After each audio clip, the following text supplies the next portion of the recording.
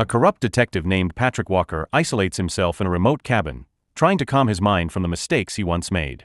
Meanwhile, 2 police cars from the anti-narcotics unit chase a group of robbers through the city. The robbers fight to escape as the situation grows more chaotic. At one point, they recklessly push a refrigerator out of their vehicle, leaving one officer critically injured. The head of the anti-narcotics unit, Vincent, is furious when he sees his man fighting for his life because of the robbers' actions. And from that moment, the city would drown in havoc.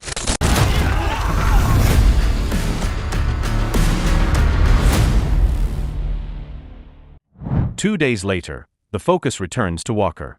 He is seen buying a toy at a local store.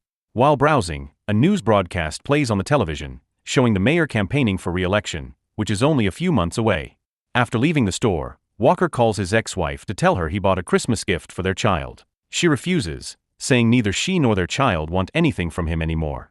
She already knows he has become corrupt, even though he was once an honest officer. Walker insists that circumstances forced him into this life, but his words change nothing. The following day, Walker is back on duty, patrolling with his new partner, Ellie. During the patrol, Ellie asks why he transferred to the traffic division. Walker replies that it was his decision. It is revealed that he once served in the anti-narcotics unit, working on the same team as Vincent. Ellie then mentions that one of Vincent's men is in a coma after being crushed by a refrigerator during a chase with the robbers. Shocked, Walker decides he will visit his old colleague the next day. At the same time, the story shifts back to the robbers. Their leader, Charlie, is seen with his girlfriend, carrying 2 bags full of drugs for delivery to the Asian mafia in New York. They are brought by Ching Sui to meet the young boss, Ong Sui. Ong Sui is impressed with their performance. It becomes clear that the chase with the police was not about a robbery, but about Charlie transporting drugs under Ong Sui's orders. Charlie took the risk because he wanted to free his girlfriend, who had long been trapped under the mafia's control. During the meeting, Ong Sui instructs Ching Sui to wait outside and not interfere, despite Ching Sui being his uncle. While waiting, Ching Sui notices a suspicious group of masked men nearby. Moments later, he receives a warning message from them, telling him and his loyal men to leave at once. Realizing the group is preparing to massacre everyone inside the hideout, Ching Sui quickly escapes through an emergency exit. 1 hour later, the focus shifts back to Walker and Ellie as they continue patrolling the city. Soon, they receive a call to head east, where a massacre has been reported. When they arrive, they realize the location is the Asian mafia headquarters. Walker studies the aftermath and imagines how Ong Sui was brutally killed.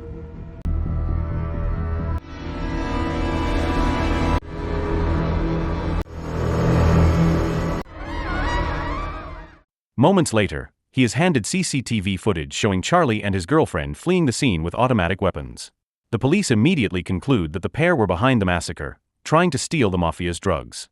After the investigation, Walker goes alone to meet the mayor, a familiar figure from television. He informs the mayor about Charlie's involvement in the massacre. It is then revealed that Charlie is the mayor's biological son, who ran away from home months earlier.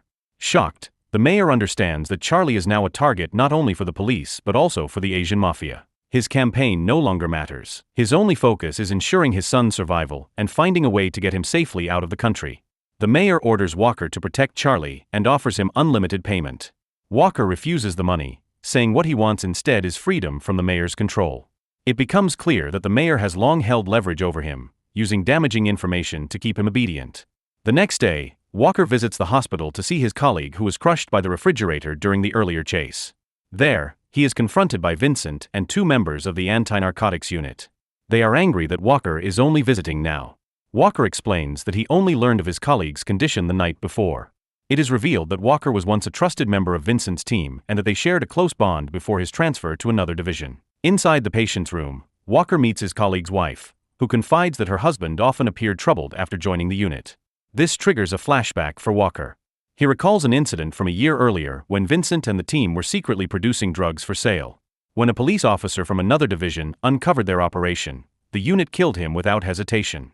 Walker remembers that neither he nor his injured colleague ever wanted to become corrupt.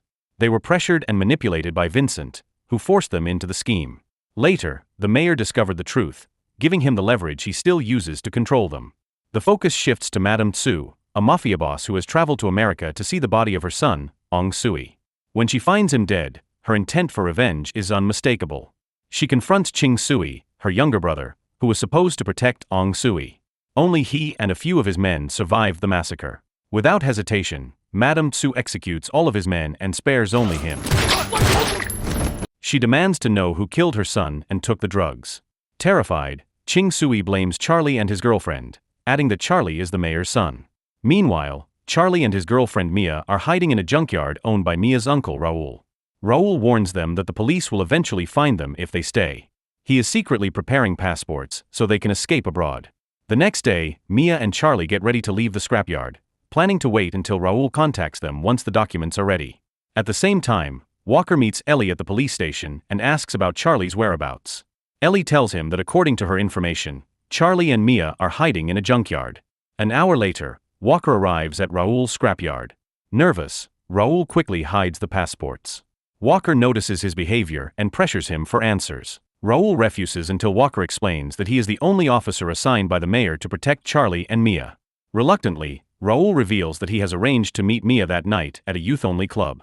In another part of the city, Madame Tsu's men prepare an operation during rush hour. The mayor's convoy is stuck in the traffic jam they created. Growing impatient, the mayor does not realize the trap until his convoy is suddenly ambushed.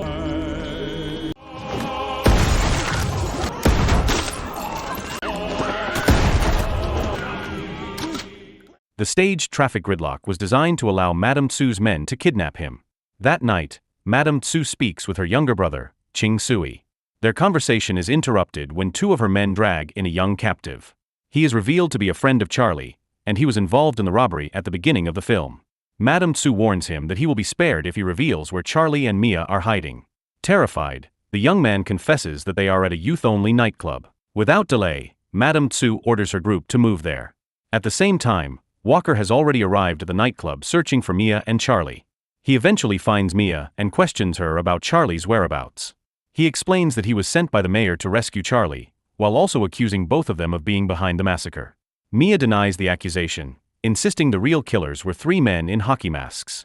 Moments later, Vincent and two of his men appear. Mia identifies them as the ones who wore the masks. Vincent demands Walker hand over Mia, but Walker refuses, now aware that Vincent's group was responsible for Ong Sui's massacre. Chaos erupts when Madame Tsu's henchmen storm the club, triggering a violent shootout.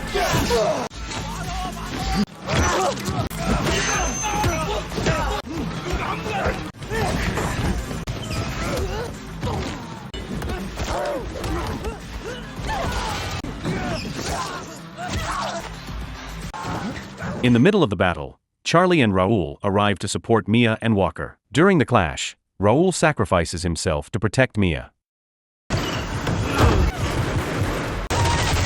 With no time to grieve, Mia, Charlie, and Walker fight their way out of the club, only to be attacked again by Madame Tsu's right-hand woman, May. They narrowly escape in a car. Soon after, the police arrive. Vincent is left with only one surviving man, while the other is killed during the fight. 15 minutes later, Walker contacts Ellie. He tells her that Vincent and his men were the real perpetrators behind the massacre. He also pleads with her to check on his colleague at the hospital, suddenly worried about the officer who was injured during the refrigerator incident earlier in the film. Meanwhile, Ching Sui is shown in secret contact with Vincent.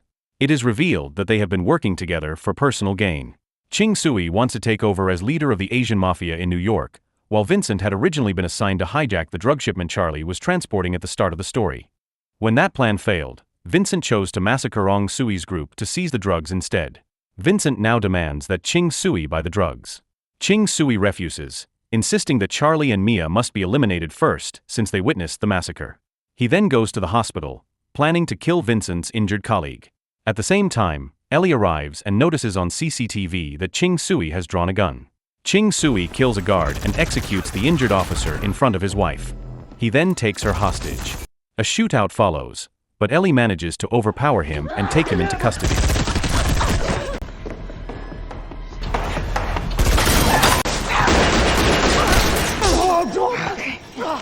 1 hour later, Vincent receives a call from Ching Sui, asking to meet and claiming he is ready to buy the drugs. In reality, it is Ellie's trap, since Ching Sui is already under arrest. The story shifts to Walker, Mia, and Charlie, who are now hiding in Walker's lakeside cabin. Hoping to end the ordeal, Walker calls the mayor. To his shock, Madame Tsu answers instead. Believing he is still speaking to the mayor, Walker reveals that Charlie is with him at the cabin and asks for him to be picked up. Madame Tsu quickly sends her men to the location. Elsewhere, Vincent and his last surviving henchman arrive to meet Ching Sui to finalize the drug deal. Before they can proceed, Ellie appears with her gun drawn, forcing them both to surrender. Back at the cabin, Walker, Mia, and Charlie wait for the mayor, unaware he has already been taken hostage by Madame Tsu. Soon, her men storm the cabin, launching a violent assault.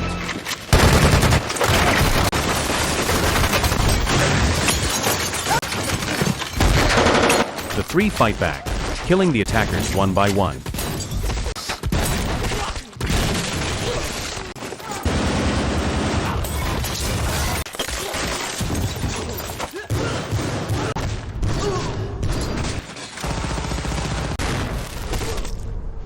Eventually, Charlie and Mia are dragged outside, while Walker is left to battle Madame Tsu's deadly right-hand woman.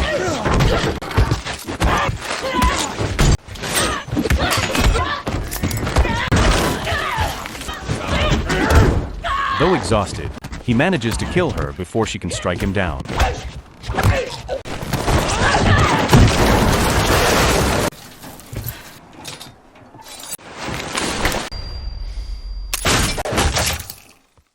Moments later, Madame Tsu arrives with the mayor in tow. She orders him to execute Mia and Charlie to avenge Ong Sui's death. Before he can act, Ellie arrives, bringing Ching Sui, Vincent, and the surviving henchmen into the open. She announces that they are the real killers of Ong Sui. Enraged, Madame Tsu demands the truth from Ching Sui. He admits that he killed Ong Sui because he believed he deserved to lead instead of his nephew. The tension erupts when Vincent's henchman suddenly tries to shoot Charlie. The mayor sacrifices himself to protect his son, taking the bullet and dying instantly. A brutal gunfight follows.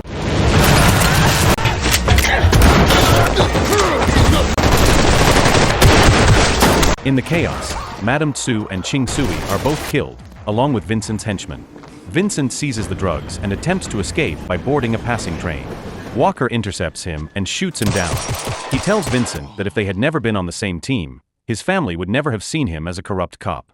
He then vows to live as the most honest policeman in the city.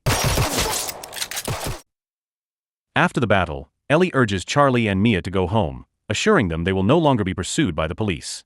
In the final moments, Ellie accompanies Walker to deliver a Christmas present to his child, bringing the film to a close. So the moral of the story is, never trust anyone with a refrigerator, a campaign poster, or a family tree connected to the mafia.